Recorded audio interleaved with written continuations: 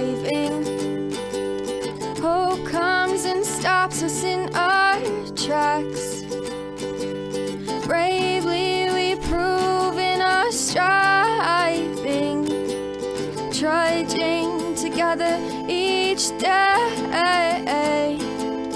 Where there's a will, there's a way.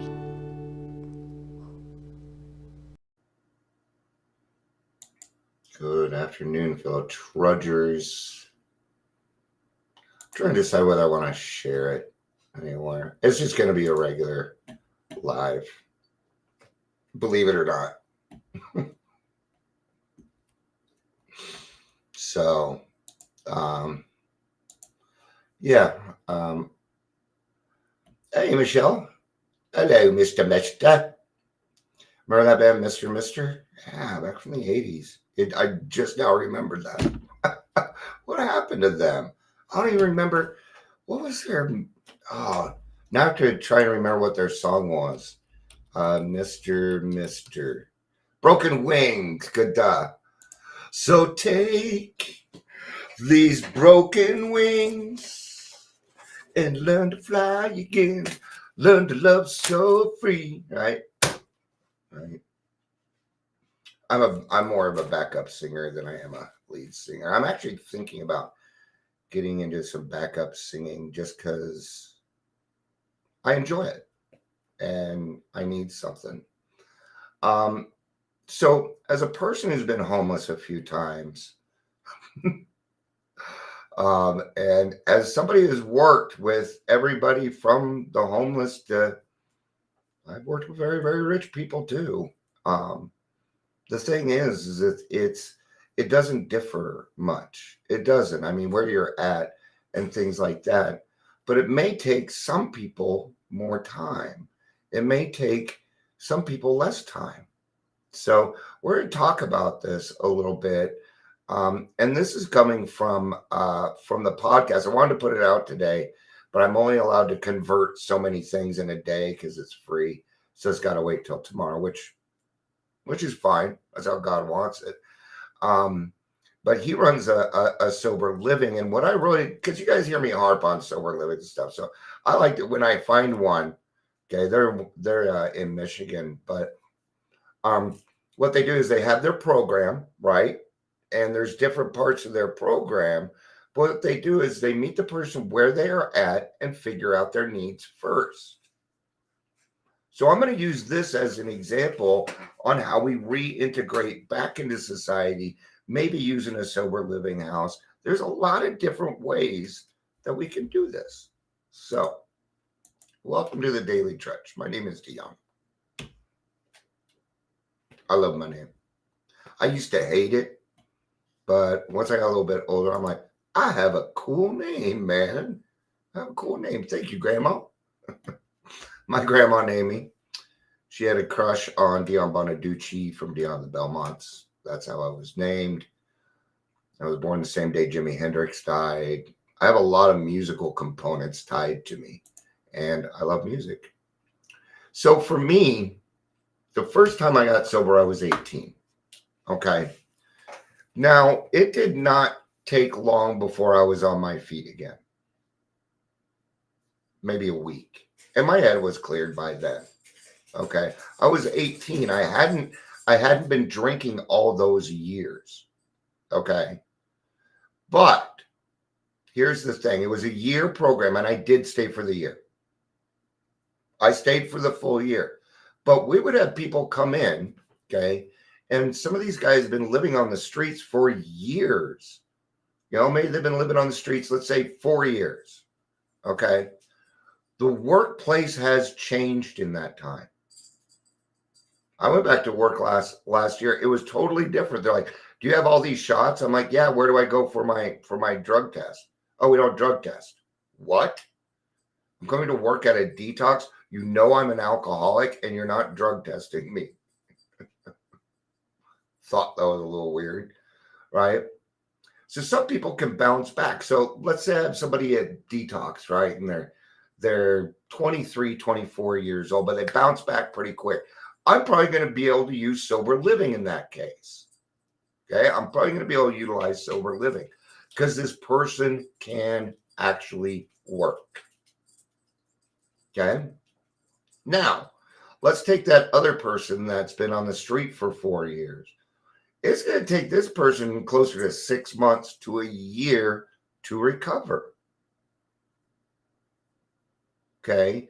Now, we don't like to lump everybody into one thing, but there is a reason why we say a year of sobriety. When I went to go become a drug and alcohol counselor, I could not become a CAC until I had over a year of sobriety, and I had to prove it. Okay. How did I prove it? By taking random drug tests. No biggie. I don't mind. Right? So this person is going to have a harder time reintegrating. So when we say, well, in order, because here's the thing, okay? When I work with somebody, what is recovery? It's free and it's simple. You see where I'm going with this, okay? Now, sober living is a place to stay. Okay, so I understand the rent and stuff, and I don't have any problem with that. I get it. So, but what was I in the beginning? Well, there I was in a halfway house for homeless alcoholics. Okay, so a lot of these guys were not allowed to work. So, what were we doing in this year? We were teaching them skills, right? Computers just came out at that time. Okay, this was 1989. And computers were just starting to come out. They didn't get any computers until actually after I had left. Okay. But this person needs time to heal. Time. Some of these people aren't even ready after a year. I wasn't ready to start sponsoring until I was 3 years sober. 3 years sober. I wasn't ready. I wasn't ready, man. Between my PTSD, see, life can happen as we start to go through these recovery. Okay. And every single person is going to have to reintegrate back into society. Now, most of this has to do with being honest, don't drive drunk, stop running stop signs, where we're becoming better people, right? But then there's the job where before, how about anybody here ever have the Monday morning flu? Yeah, me. I always had the Monday morning flu, even if I took Sunday off from drinking. That never happened. That never happened. Right? But some people, it's going to take a little bit more time. So when we have a one size fits all kind of thing, it won't work. We have to have, and this is what we're talking about with the different pathways of recovery. That's the different pathways, not the groups you go to, on how you get sober. What else does reintegration do? Reintegration is about getting a primary care physician, getting your driver's license back, paying your taxes, getting caught back up on your taxes, right? Well, what do you want to become? Well, I don't know. I'm 45 and I don't want to know what I want to be when I grow up, right? So the next time that I got sober, I was 45 and things were much different. I was yellow, okay? And I would not be clear-headed for 3 months. It sucked. Those 3 months sucked. Hey, I detoxed for that long. Okay, because my liver was shot. When I got back in here, I had to learn how to walk. I had to learn how to talk again. Wasn't the first time. It was actually the 4th time I had to learn how to speak again in my life. That's why I'm so good at talking. I've had to learn a lot. But I don't know where I was going with that. Oh, the one size fits all. And this is why we don't need a bunch of sober livings. We do need sober livings. We need Let me rephrase that. We need regulated sober livings. We need regulated halfway houses. Just because you can bounce back. I was 18, of course I bounced back. 45, I had ruined my body. 3 years. 3 years. Okay? Because there was a lot of messed up stuff. I was a year and a half of sobriety, had my first anxiety attack, and then I went and hid in my room for a year and a half. Do you see those videos of me with long hair? That's what happens when you don't leave your room. That's what happens. Hi, Daryl. Love you. Love you. I've been kind of going off today. The lion woke up, and the lion's very angry.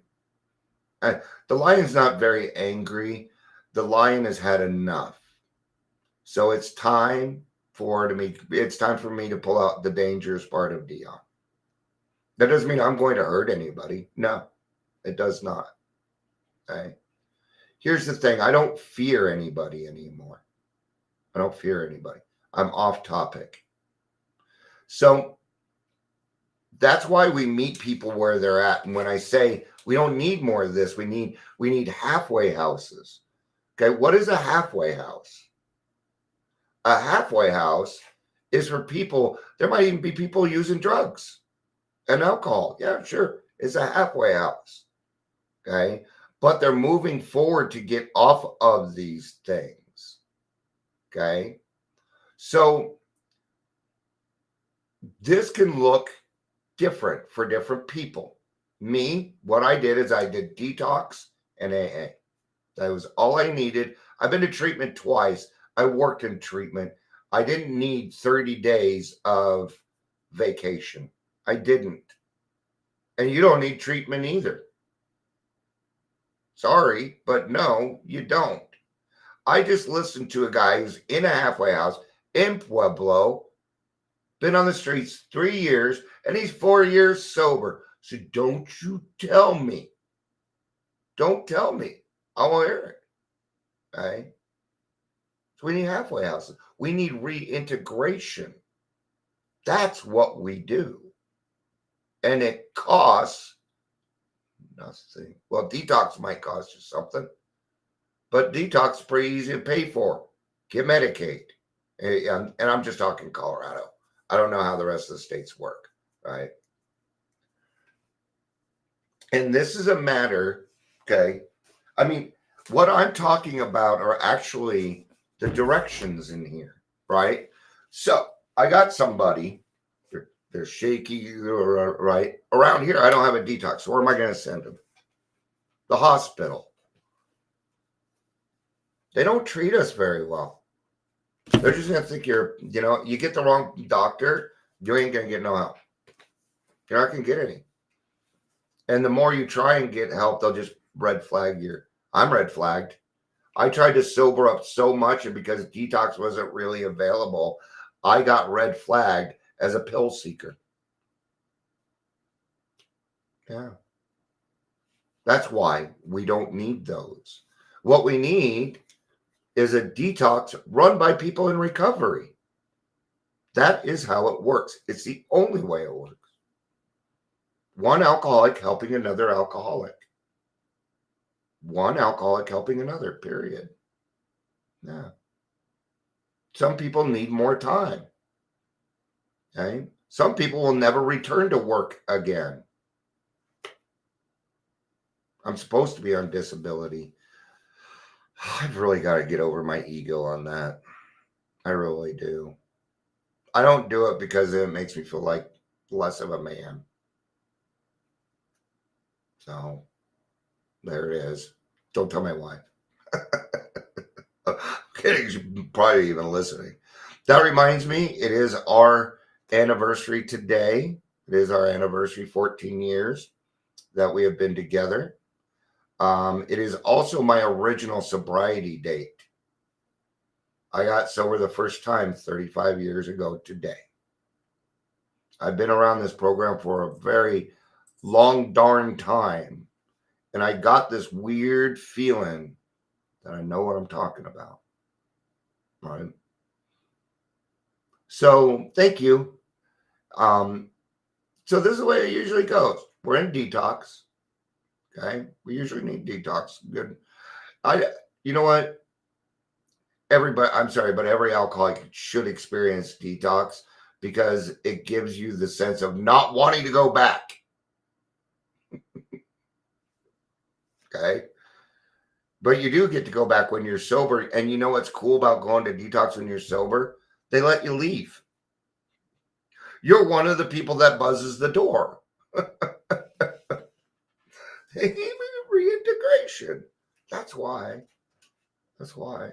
And I speak on this because when I tried to get sober this time, I went to detox 22 times in 2 years begging for help. But I was so far gone, I didn't understand that nobody working there was in recovery and that they couldn't help. They were going for drinks after work. I was dying. Wrong way. Wrong way, man. Very unfair to those with people with bachelor's degrees that went out there, spent their hard-earned money just to have to put up with fucking drunks like me. That's stigma. We call that stigma. I called Aurora Mental Health on it. They didn't like it. I'm like, do you know how much stigma you guys cause here? We're not on the same phone system. That detox, they're still doing paperwork by hand. By hand. Hey? No. And I would ask people, I'm like, so you came to work here and they made you start here, huh? Yeah, you got to start at the bottom. Why is detox the bottom of a mental health company? That's my question. Just saying. It's stigma. Don't even know it. Oh, that's why when people say, oh, just do the next right thing. Well, you are not thinking, are you? You're not stopping to think. You gotta. Nowhere in here does it say do the next right thing. It just says do things right. And when you're wrong, admit it. All right. I think that works. And thanks, everybody. I know that I can get moody, but I really have had enough. And I even wrote Adams County and let them know, hey, I actually demanded some things. I said, I need to know who's doing the detox because they're going to hear from me now. Yeah, I'm going to start going around to groups and saying, hey, we need to take this back. Okay. And we'll go pick it. We're taking it back. This needs to end. No more sober livings, no more recovery coaching. We need to fucking stop that, put a kibosh on it, press the reset button, regulate everybody because alcoholics do not know how to regulate themselves. That's why we need direction. I've been doing this 35 years. I still need direction. Okay? These are not people in recovery. They're imposters. And what's worse is they ride around and push people around all the fucking time. Oh, look how great we are. And then I listen to their stories about how they push people off highways, go down a ditch, beat the crap out of them because they did something wrong. That is not change. That is violence. No. All right. Shannon's going to be back with Santiago soon. We're going to watch movies, and I'm going to go enjoy the rest of my night. So thank you, everybody, for hanging out with me today. I appreciate it. I love you all. Michelle, it's always good to see you again. Patricia. Daryl, it's always a delight. It is. I'm going to tell you something. You're the only biker I really like. Well, no, that's not true. Right now, you're probably the only biker that I like. And I walk around bikers all my life. I'm just not a motorcycle guy. I'll kill myself. Okay, trust me on this. Okay, I'll be better in the sidecar. Ride a bike. All right. I love you all. Peace out and have a day.